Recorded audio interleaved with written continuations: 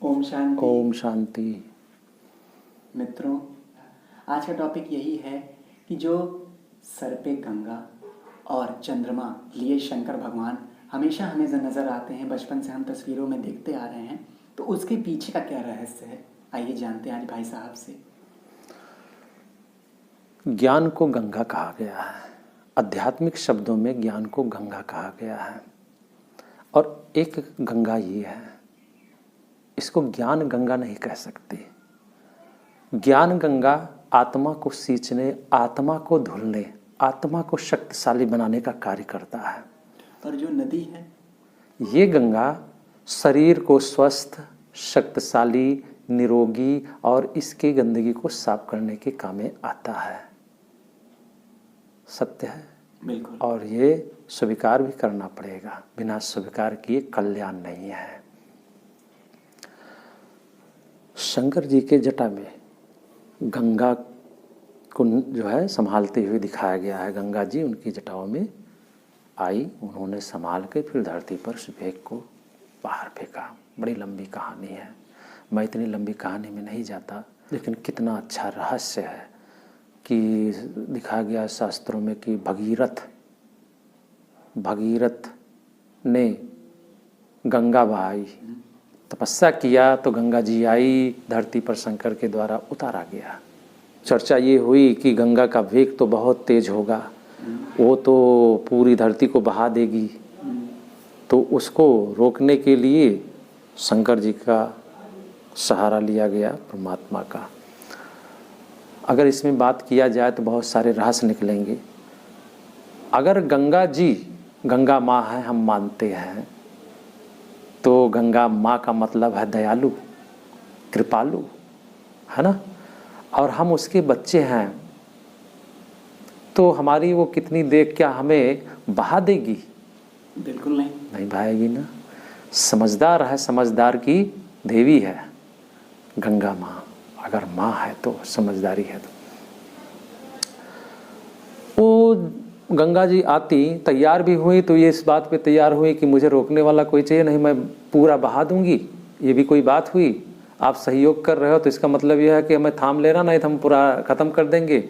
वो तो जो माँ है, प्योर है, पवित्र है, जो सबके पापों को धोने वाली है, यानी किसी को दुख नहीं दे सकती, वो कहले वो सोच भी नहीं सकती सब मेरे बेग से सब बह जाए, है नहीं।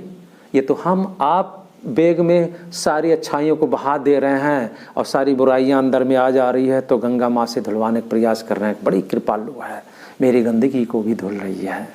समझ में? बल्कि उल्टा हो गया है, वो तो अब खुद मैली हो गई है, हमारे पापों को धोते धोते हम इतने ज़्यादा हो गिर गए मनुष्य कि गंगा को भी मैल कर दिया। तो शंकर की जटाओं में पहले भी आपने सुना कि ज्ञान को गंगा कहा गया। तो वहां पर जो शिव पिता यहाँ धरती पर आते हैं, तो उसकी ज्ञान, परमात्मा ज्ञान का सागर है, उसकी सागर को, ज्ञान रूपी गंगा के सागर को समाहित डायरेक्ट हम कलयुगी मनुष्य, भ्रष्ट माइंड वाले ग्रहण नहीं कर सकते थे। उसका आध्यात्मिक रहस्य था, ग्रहण नहीं कर सकते थे, क्योंकि यहाँ भ्रष्ट माइंड कहा गया है कि शेरनी का दूध सोने के बर्तन में ही टिकता नहीं, फट जाएगा। तो कहते बुद्धि रूपी बर्तन, ये भी हमारे शास्त्रों में आते हैं, बुद्धि रूपी बर्तन प्योर पवित्र होना चाहिए, तब परमात्मा का ज्ञान टिकने का मतलब है हम उसके ज्ञान को अपने जीवन में तब उतार सकते हैं, वरना सुन तो लेंगे, उतर नहीं सकता।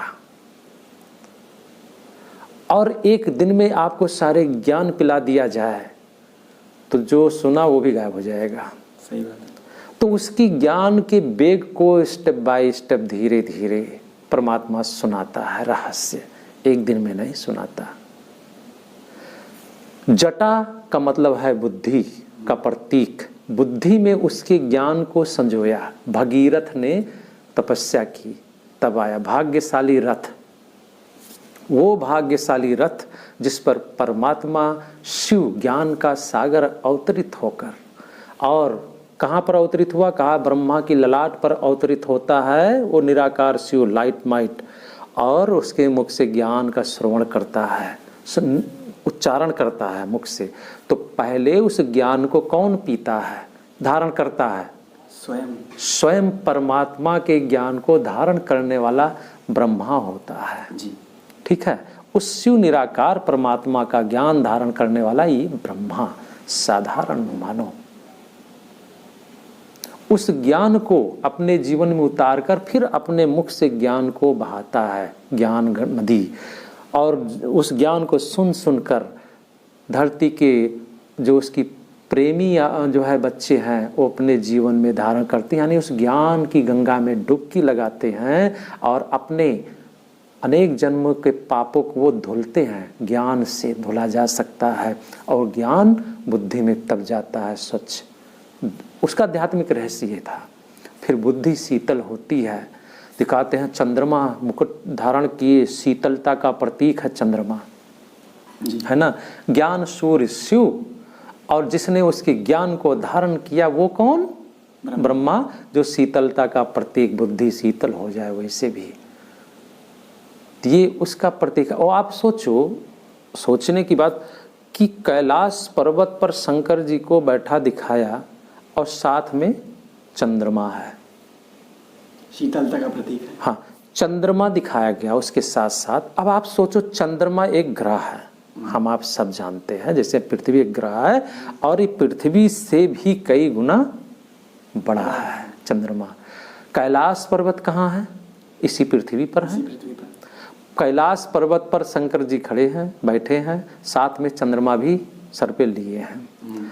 अब सोचो कैलाश पर्वत कितना बड़ा है, वो पृथ्वी पर, पृथ्वी से कई गुना बड़ा चंद्रमा है।